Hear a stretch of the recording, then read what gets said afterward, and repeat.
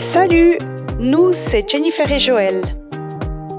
En janvier 2024, nous allons tout plaquer pour vivre notre rêve de voyage et de liberté avec notre van Alaska. Partage avec nous les joies et les galères de la van life. Hello, hello! Salut! Alors aujourd'hui, on va traverser la frontière de l'Ouzbékistan. Et on y est à 200 mètres, donc là ça devient chaud de filmer. Ouais, et puis on espère que ça sera pas 7h30 comme la fois passée. Hein. On croise les doigts. Ouais, on vous tient au courant dès qu'on est de l'autre côté. On est en Ouzbékistan! Yeah! Trop contente, la frontière on l'a passée en 3 heures, donc ça change des 7. Ouais, je sais pas ce qu'ils ont avec moi, mais chaque fois j'ai pas de schtempf dans mon passeport. Et puis ça c'est un conseil que je donne, toujours vérifier qu'on a bien le schtempf de sortie et d'entrée, parce que sinon t'es dans la merde. Hein. Et moi j'ai encore pire, on a bloqué le drone parce qu'en Ouzbékistan le drone est interdit. Ouais, il m'a dit drone, moi je dis I don't understand. Ils rigolent vraiment pas avec ça. Ouais, et puis c'est comme si je comprenais pas, puis tout d'un coup il a été où on l'a planqué. Et j'ai dit un jour on va le planquer sous les strings, sous les soutiens-gorge et tout. Et j'ai pris une poignée de tous nos strings et tout, il était tellement gêné qu'il m'a fait ferme. Ouais. Et puis du coup il était juste en dessous le drone en fait exprès. Mais j'ai sué, mais j'étais comme ça. Ça c'était une astuce d'un voyageur. Alors là on a fait 500 mètres avec la belle route et les trous ont commencé. Puis c'est pas des petits trous hein. Ouais.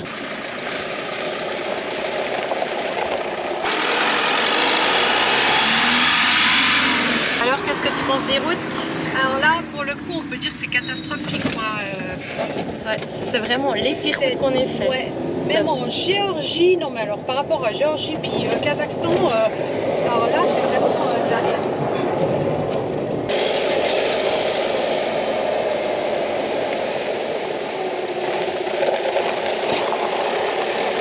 Non seulement tu as des trous partout, tu dois encore dépasser les camions qui font plus de 10 km/h, donc franchement,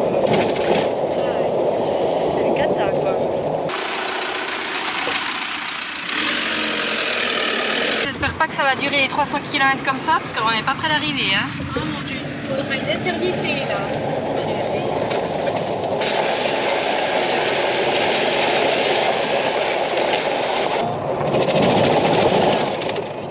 C'est incroyable, j'ai jamais vu de ma vie une route comme ça. Je pensais que ça existait plus, pour dire la vérité, je comprends pas trop comment ça se fait qu'ils réparent pas la route. Quoi. Ouais, non mais là c'est inroulable. Ouais, j'ai jamais vu ça.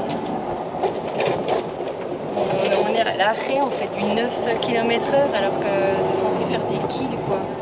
On vous reprend le lendemain.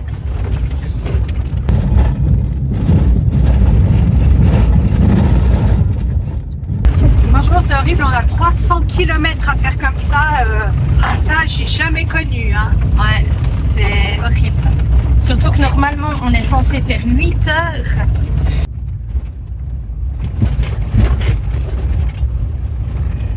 Ce qui fout les boules aussi ici, c'est que franchement tous les 10 mètres il y a un pneu crevé sur le bord de la route. Donc et il y a pas mal de gens qui sont à l'arrêt parce qu'ils ont pété le pneu, donc c'est vraiment la route de l'impossible. Heureusement qu'on ne doit pas aller à droite parce que... En tout cas, ce genre de route, j'en ai jamais eu de ma vie. C'est pas une route, hein? Non. Même une piste, c'est mieux que ça, quoi. Ouais. Alors, mauvaise nouvelle. On entend un bruit suspect et je pense que avec tous ces trous et cette route qui est mal entretenue, je pense qu'on a soit cassé quelque chose ou soit quelque chose est plié sur le véhicule parce qu'on entend ta ta ta ta ta. Et puis c'est pas de bon augure, hein, Jo? Non. D'ailleurs, j'ai perdu mon sourire. Ouais. Et moi pas, hein, je regarde tout le temps. Non mais ça me saoule quoi, franchement. Cette route c'est vraiment un sketch quoi, franchement. Puis à côté ils mettent des petits panneaux. Attention les gravillons, rouler à 40. Après des fois t'as des panneaux, c'est marqué ralentir à 70 parce qu'il y a des travaux. Mais lol. C'est impossible de rouler à 70. On fait du 20 quoi, tu peux faire comment du 70 sur ta route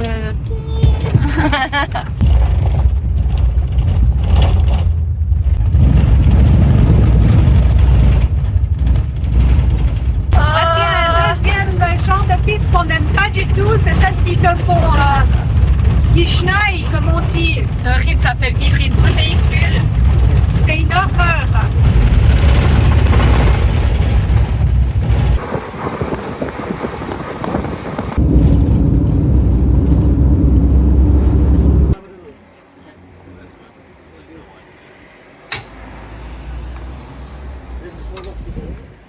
Alors là, de nouveau, un problème avec le pneu qu'on avait déjà eu en Grèce, la crevaison avec le clou, c'est le même pneu. Je ne sais pas qu'est-ce qu'il a, mais les routes ouzbèques sont catastrophiques et ça a eu raison de notre pneu arrière droite de nouveau.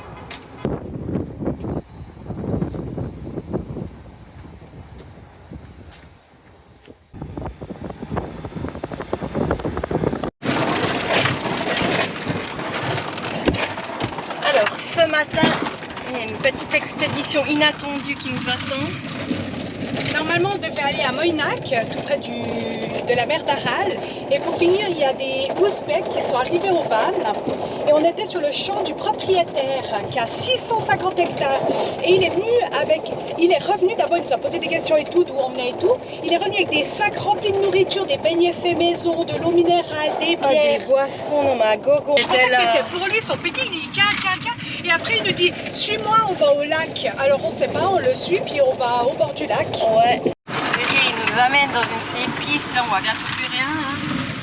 Ici il n'y a jamais de route tranquille. Hein. C'est toujours... Voilà, alors on est arrivé au petit lac, on a suivi le paysan. Donc c'est son lac à lui en fait, ça lui appartient, c'est excellent. Et puis là, il y a des gens qui font des grillades. Dommage qu'on venait de déjeuner parce que franchement, c'est sympa. Hein. Alors là, ils ont préparé la petite table. C'est très joli.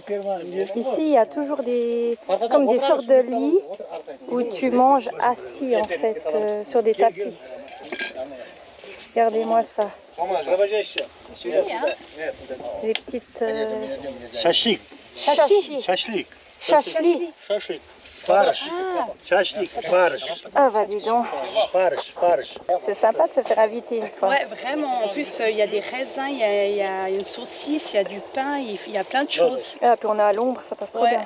Et c'est joli comme c'est la table avec des, tous les tapis et tout. Ouais, c'est confortable. Ah, franchement. Et là-bas, il y a le lac, derrière les roseaux. C'est vraiment sympa. Alors, on va goûter ces petites brochettes. Donc, ils viennent de faire les grillades, on va goûter ça. Et puis là, il y a une sauce spéciale, vous voyez là, fait maison, avec les épices. Puis ça, c'est pour pimenter. Fanta. Bon, en tout cas, on est accueillis comme des reines. Hein. Mais ce qui est fou, c'est qu'on n'est qu'avec des hommes. Il n'y a juste aucune femme. Ça fait bizarre, donc il n'y a vraiment aucune femme sur le site. On n'est qu'avec des gars. On a l'habitude, en fait, à force. Donc là, ils nous ont servi de la vodka. Ça commence fort, mais ça va, elle n'est pas trop forte, elle est bonne. J'ai bien aimé la vodka, le bon caracal était sympa. Ça, it's very good. À boire avec modération. Very good. Donc, là, c'est les petites cheminées pour faire les grillades. C'est trop chou. Regardez-moi ça. Les viandes, elles ont un super goût de fumée. C'est vraiment incroyable. J'adore. Ah ouais. Là, ils ont cuisiné du chou. Waouh. Ah, puis là, il fait les grillades.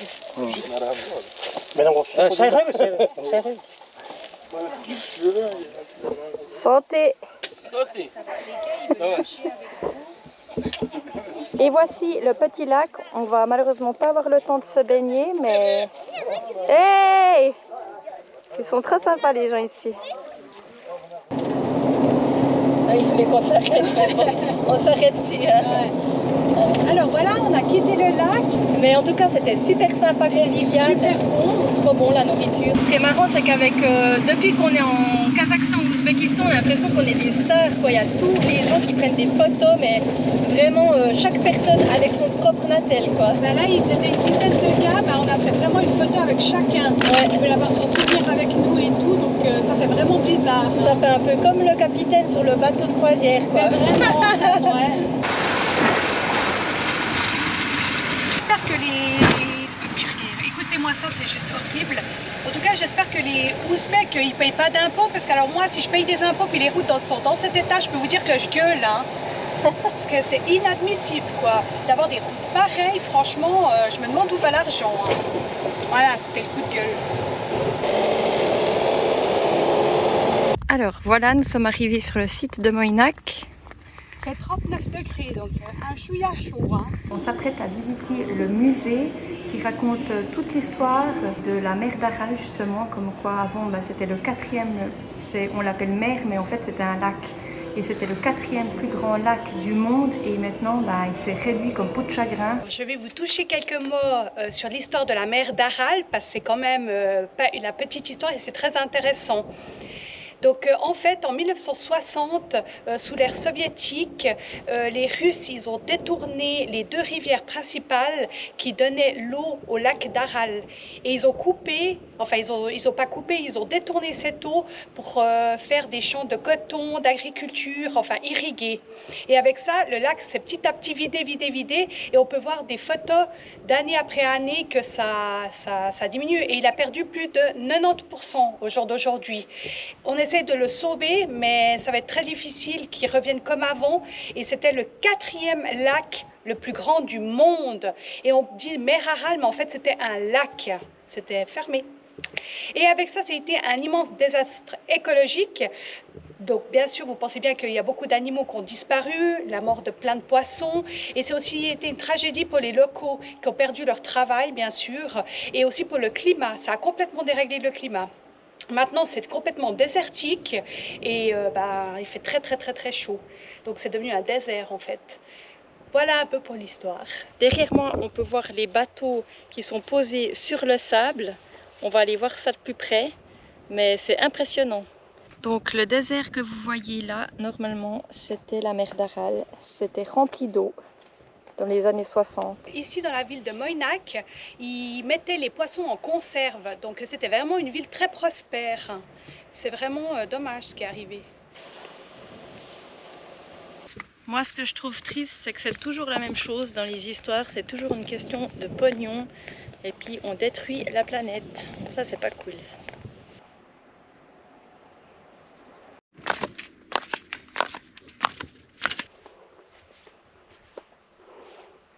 Juste derrière moi, vous pouvez voir le cimetière des bateaux, comme on l'appelle ici.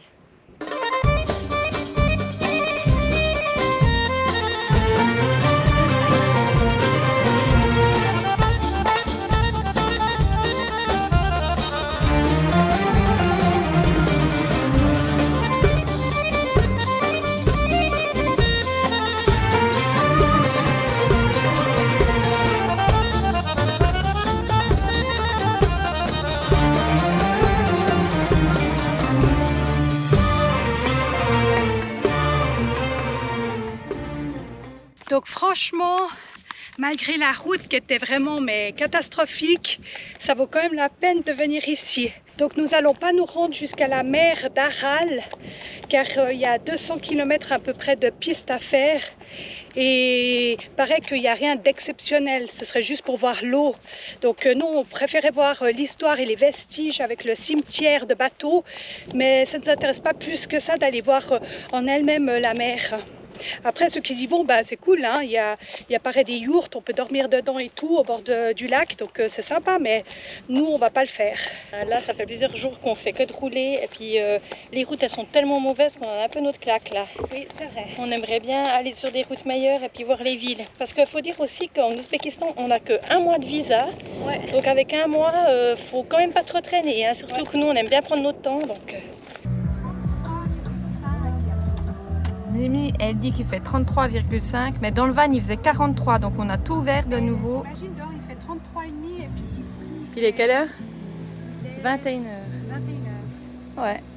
Est-ce qu'on va bien dormir ce soir? Je ne suis pas sûre. Mais regardez comme c'est sympa l'ambiance. Donc ça c'est l'ancien phare de la mer d'Aral, retransformé en café. Hello, hello. Salut. Alors là, avec Mimi, on a décidé de prendre carrément 3 jours à l'hôtel parce qu'il fait super chaud puis qu'on n'arrive plus à dormir dans le van. Pour dire la vérité, en ville, c'est vraiment trop difficile. Ouais. Non, Du c'était coup. une horreur. On avait chaud. On a tout essayé, on a dormi en haut, on a mis la ventile, enfin. Mais On au voit bout pas que c'est le gosse qui va nous amener en ville. Du coup, là, on a pris 3 nuits d'hôtel pour visiter Kiva parce qu'on est dans une belle ville et on va prendre le shuttle pour aller en ville. Voilà. Nous voici dans le petit shuttle qui va nous amener dans la ville de Kiva. C'est bien parce qu'ils ont un service de navette gratuite, donc on en profite, c'est génial. Et puis on va aller souper ce soir dans un petit restaurant. Et demain on ira visiter la ville. Ouais, et puis genre, on a payé 17 francs la nuit avec piscine et petit déjeuner compris et la navette. Ouais. Franchement, à ce prix-là, on se fait plaisir. C'est donné. Puis c'est les vacances, hein, il faut profiter. On est au mois de juillet. Et du coup, on fait des vacances dans les vacances. Voilà. On a le droit aussi à des vacances, même si parce que la van life, c'est pas des vacances. Hein. Non, pas toujours du moins. Par contre, on n'en peut plus parce que depuis qu'on est dans ces pays, genre, c'est que des enfants qui s'occupent de nous, il n'y a plus d'adultes. Genre à la piscine, c'est un petit gosse. Là, ceux qui conduisent, c'est des gamins ou bien des ados. C'est vrai que les enfants, ils ont une place ici. Ils bossent très chaud une fois. Puis ça commence dès l'âge. Et ça commence. Et il nous a mis la musique là. Ça commence dès l'âge de 5 ans. On va vous montrer ça parce que franchement, on n'a jamais vu ça. Voici l'ambiance dans le tuk-tuk. C'est sympa parce que c'est pas trop loin de la ville de Kiva, on est à 2 km et puis t'as pas besoin de prendre pas la voiture quoi pour ça, tu prends une petite voiture d'hôtel, ça va très bien.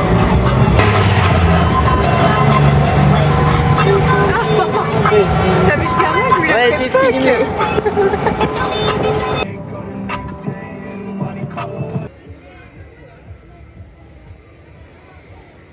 On est arrivé à bon port avec le petit shuttle, là, le bus mini-golf. Et puis on va aller rentrer dans le rempart de Kiva. Donc, On va aller manger un petit bout. On va manger un petit bout, mais sans visiter. On ne veut pas se spoiler, attention.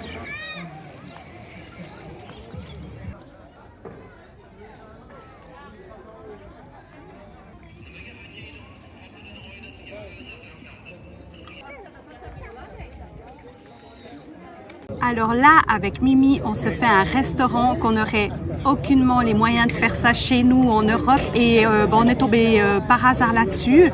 Et puis on a vu les prix, mais c'est vraiment abordable et c'est magnifique. C'est magnifique. On est sur le toit, donc rooftop, et on a la vue sur tout Kiva. Et la ville, elle est juste aussi magnifique. Donc on verra ce qu'ils vont nous apporter à manger si c'est autant bon, quoi. Alors là, on se régale. Donc on a pris une limonade à la fraise, c'est délicieux.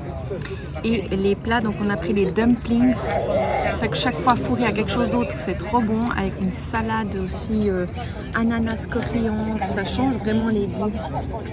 C'est vraiment tip top. Franchement, on se régale. En plus d'être beau, c'est trop bon. Donc, Franchement, c'est un kiff, tu chiales, c'est trop bon. Le vin est à température. Parce que souvent c'était chaud dans les autres pays, puis là c'est parfait. Alors à l'Ouzbékistan, vous entendez l'ambiance? C'est incroyable. On se croirait vraiment dans les films de 1001 nuits. C'est génial. Là, on va profiter pour vous montrer l'intérieur parce que ça envoie du lourd et je pense que ça vaut la peine qu'on vous montre et puis vous voyez ça de vos propres yeux.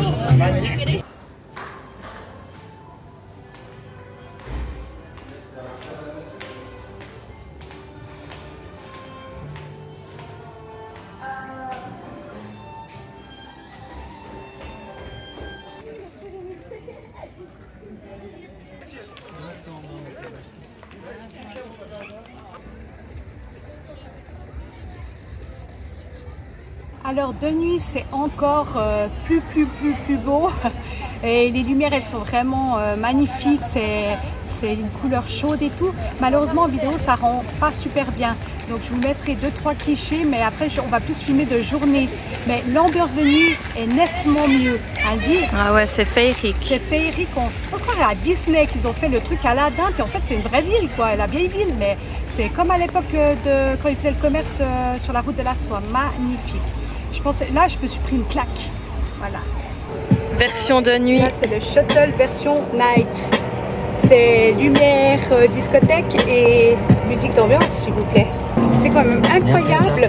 Ils donnent un numéro et ils viennent te chercher à quelle heure tu veux. Donc tu peux faire la fête à Khiva et rentrer à 2 h du matin, puis tu téléphones et ils viennent te chercher. C'est comme les rouges en Suisse, c'est gratuit. Sauf que nous, c'est juste pendant les fêtes. Et voici à quoi ressemble la ville. Il y a beaucoup de choses à voir apparemment.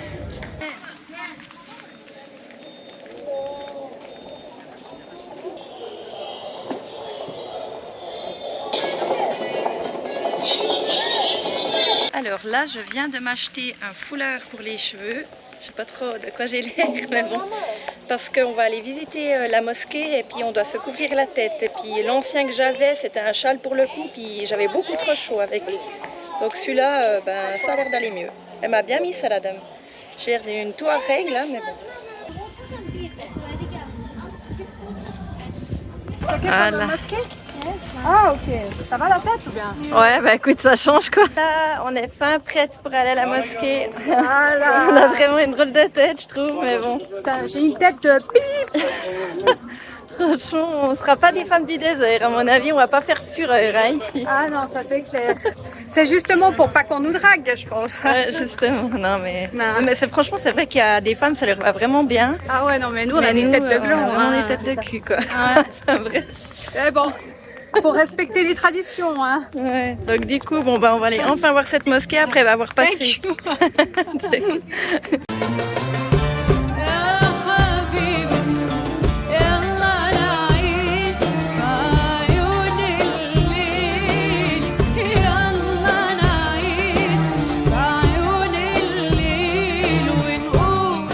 Alors là, nous sommes dans la mosquée de Juma.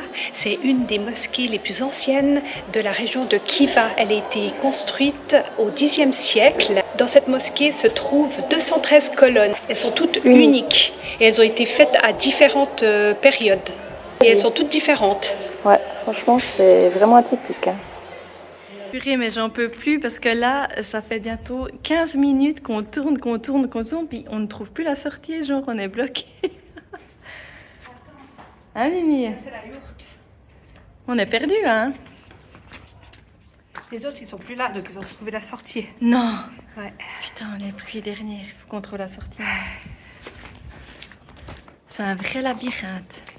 Donc là, nous sommes devant le musée de l'art et de la musique de Khiva. Il retrace l'histoire des chanteurs connus de la région. C'est sympa. Là, c'est super. On se perd dans les petites ruelles de Khiva et tout est, comme on l'a dit 20 000 fois, magnifique. Et en plus, on est à l'ombre là. Ouais, oh purée, parce qu'alors par C'est contre, avec super. ça retient la chaleur de la tête. J'ai failli te verser 3 fois.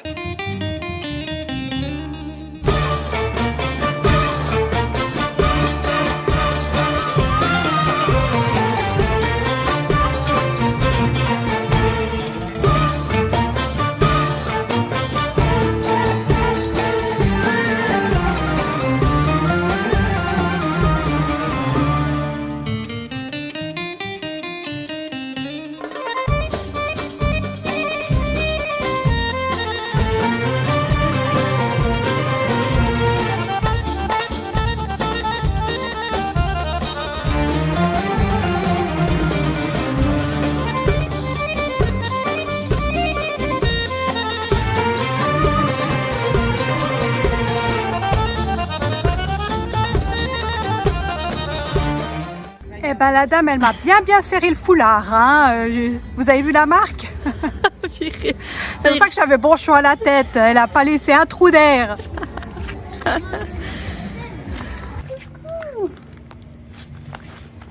Oh, comme il est chou. Mais t'as quel âge toi? Là, nous sommes devant un minaret, mais il n'est pas très haut. Normalement, ils sont bien plus hauts. Et en fait, la légende raconte qu'il y avait une rivalité avec la ville de Bukhara et qu'ils auraient tué l'architecte qui a fait ce minaret pour pas qu'il soit trop haut, pour pas qu'il y ait la compétition. Donc, assez incroyable. Alors, ce que vous voyez derrière moi, ça s'appelle une caravane. Et en fait, c'est les gens qui traversaient de la Chine à la Turquie via la route de la soie.